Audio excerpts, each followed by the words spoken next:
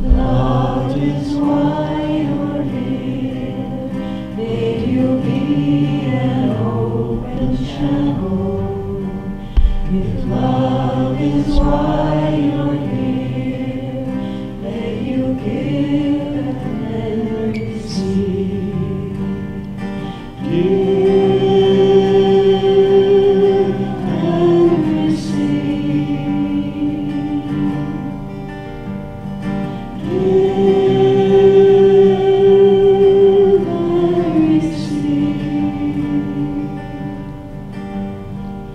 If love is why we're here, let us be an open channel. If love is why we're here, let us give and receive. Give and receive.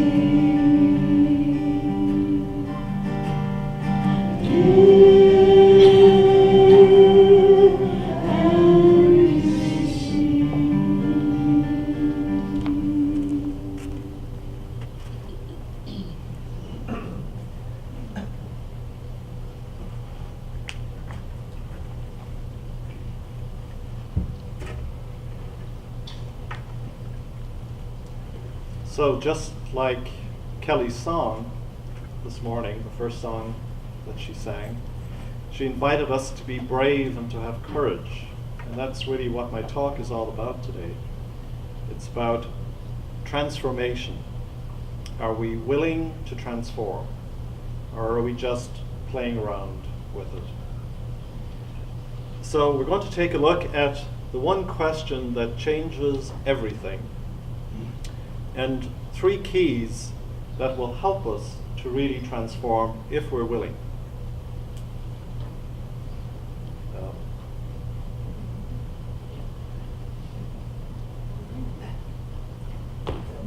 Okay, I just heard something there.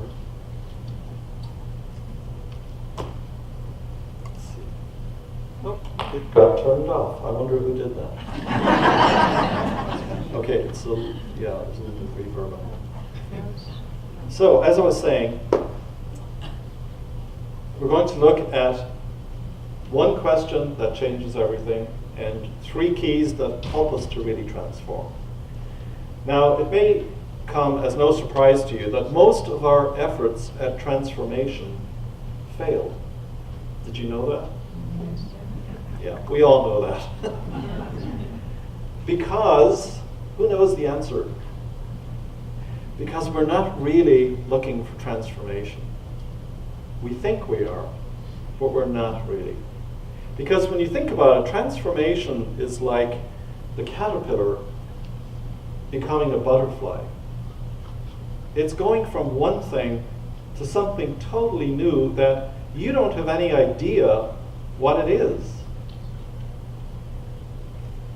Often we are seeking an outcome, something very tangible. Maybe we're looking for a better job, better home, more money, a bigger, more functioning congregation.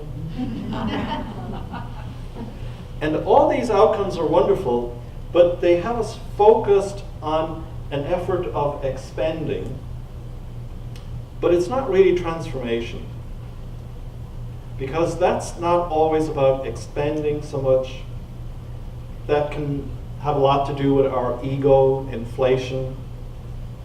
Transformation is actually about aligning more with the deepest truth of who we are and who we have come here to be. That's a much bigger issue, isn't it? And sometimes that means saying no or stepping back rather than saying yes or moving forward quickly. So if you are struggling with manifesting a certain goal or dream or bringing forward some particular outcome that you're interested in, ask yourself this key question. Am I seeking to expand and get something specific, or am I seeking to align more fully with my true identity with my soul, with my mission, with my purpose, with the mission and purpose of the universe. And if we align with that, we will naturally expand.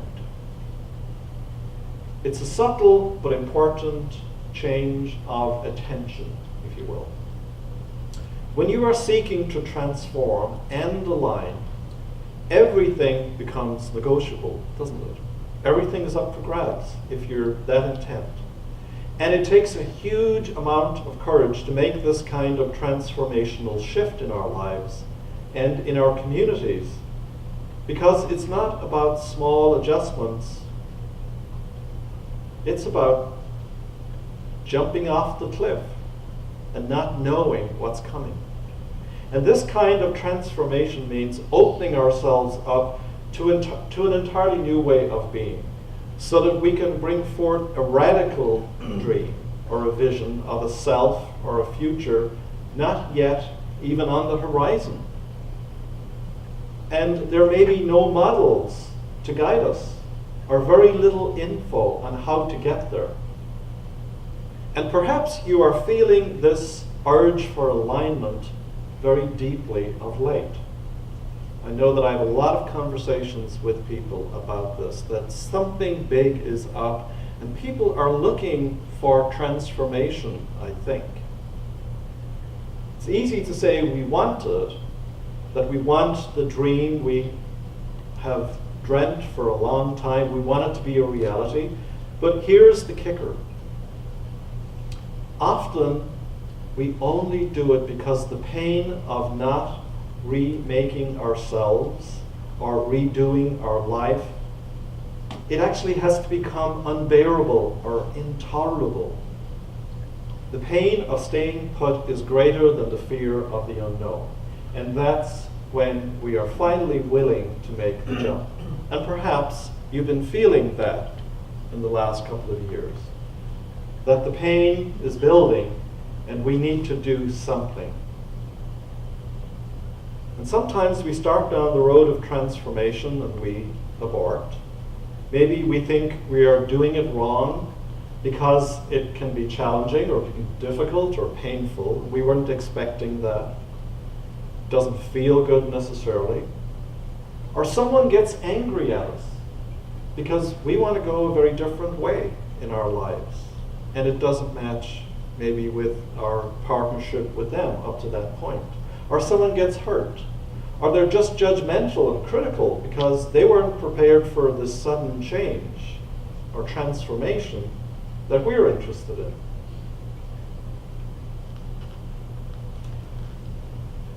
Or perhaps we're the one that wasn't prepared for the transformation in someone close to us. And so often when we go through this process of transformation, it brings up pain. The fact of the matter is that the wounded child will always make an appearance during times of great transformation, because the transformation we seek cannot be successful without the wounded child healing and transforming as well. It's as if, we think of those Russian dolls, and it's all in place, it's all very settled, and then we start peeling away these outer shells, and we discover once again that there's some pain buried inside of us in this little child from the past. And so if we are to rebuild all of those dolls again, we're going to have to go into that little doll in there who's in pain. I just heard something over the weekend from Matt Kahn, and he was saying that so much of what's going on in the world is about distraction. That's why these characters are out there at the moment. It's all about distraction. And what is it distraction from? Our pain. It's easier for us to be angry and to get all riled up than it is for us to say, wait a sec, I'm having all of this angry emotion come up, but what's it really all about? Oh, it's about my own pain.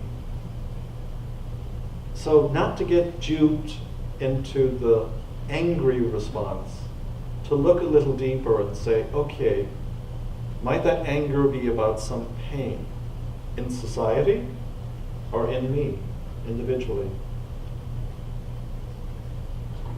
So I'm just giving a heads up about transformation. If you're thinking about transforming, just be aware that you're going to be digging up some stuff, and it may not be pleasant.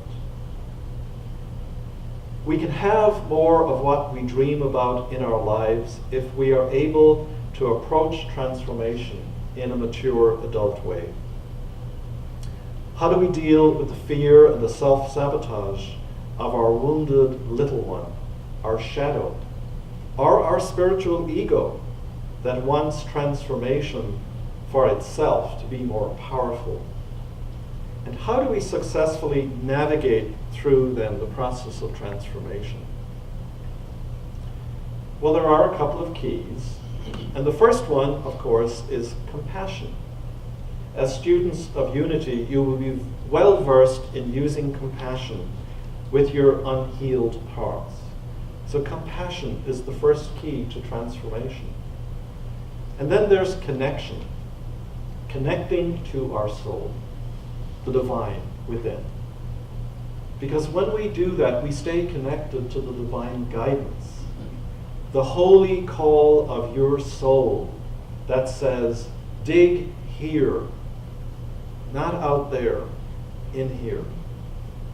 And the divine discontent that pulls you forward towards wanting to have a dream and a vision realized. So the divine connection in our soul, that's the second key. And if you're discontented, remember that that's a good thing. It means that the universe wants something bigger for the world and for you. And you're feeling that discontent about, it's not here. How do I make it happen? It's a motivation. And the third and most overlooked key is often community.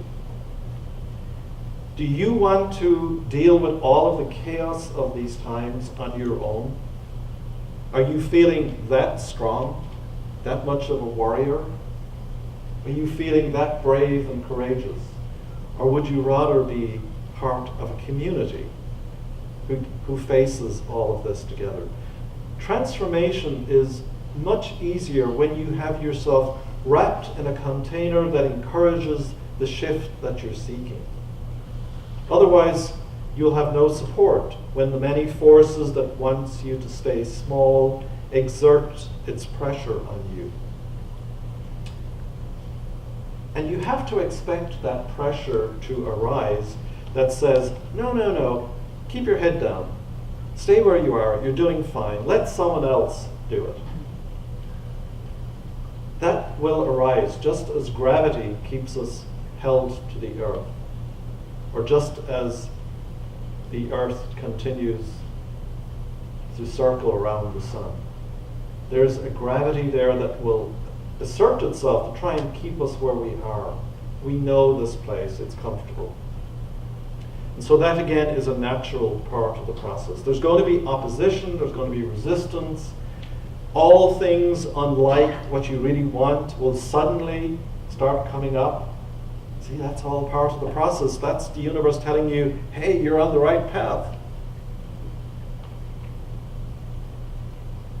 People, us included, feel uncomfortable with change and with the unknown. Just think about if you have a favorite seat that you like to sit in at church, and you get there a little late, and someone is sitting in your seat.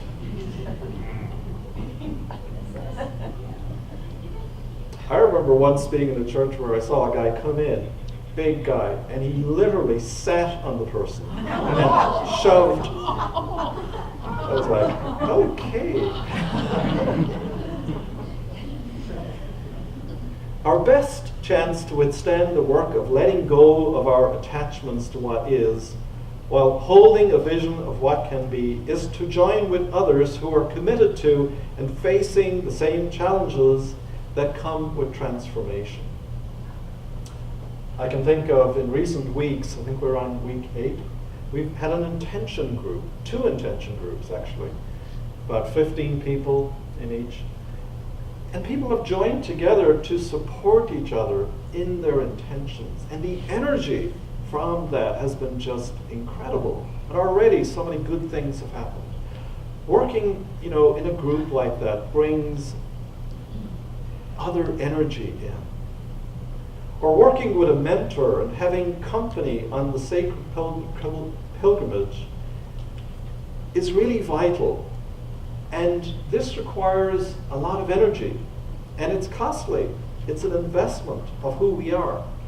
But the reward is exponential. And when we do so, we are fulfilling two heartfelt needs as humans. We each need to find our own personal methods of cultivating happiness.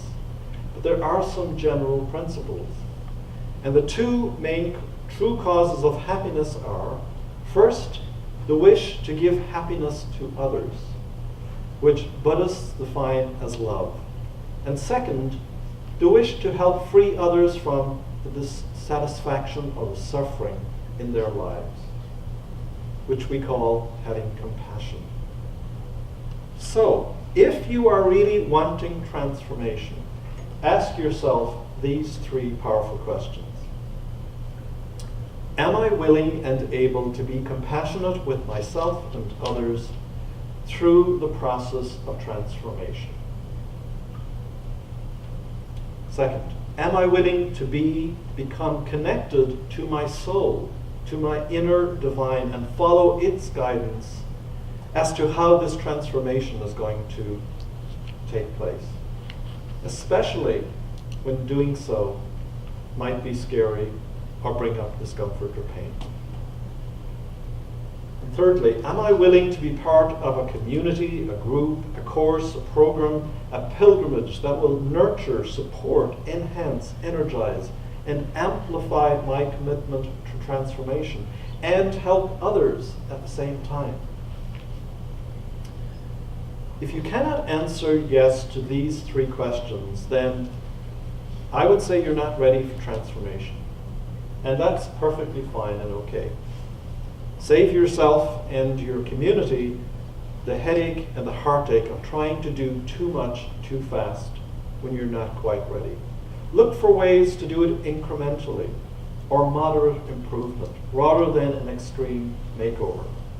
And let that be enough for now. If, on the other hand, you hear the bell tolling and you know that transformation is upon you whether you like it or not, and you are willing to commit to address it with compassion, connection, and community, then buckle up and settle in for the journey. The view from the future you up ahead will be well worth the work it takes to get there. The Way of Mastery and A Course of Love, two books that we have been reading here for several years, and the book groups that have formed around those books are both offering transformational opportunities if you are ready to align more fully with who you have come here to be. The wonderful part of those groups is that you form small communities, that you give and get the sense of connection to your inner divine and to the divine in the presence of others around you. And you get wonderful practice at being compassionate towards yourself as you deal with the material in the book, and to be compassionate with others as they struggle too with material in a really supportive environment. And in his book, Living Originally, which we studied back in 2015 for our 7-week program, Unity Minister Robert Brummett writes about two approaches to life that we can have. And the first, he says, it's translation, is what he calls it, in which we attempt to improve our lives. This can be described as rearranging the furniture on the Titanic. It gives us something to do, and it keeps us preoccupied, and to keep our mind off what's really going on. It ultimately isn't going to make a whole lot of difference, perhaps. Our ego is very much in charge in those kind of activities. And so we don't make as much progress as we'd like. The second activity he calls transformation, in which we are willing to let a greater intelligence take over the driver's seat of our lives. And this is when our lives really make a quantum leap and we move deeper into our souls and into discovering who we really are and why we're here. We also tune into the bigger narrative that the universe is writing through all of our lives, indeed through time and space, through the history of humanity.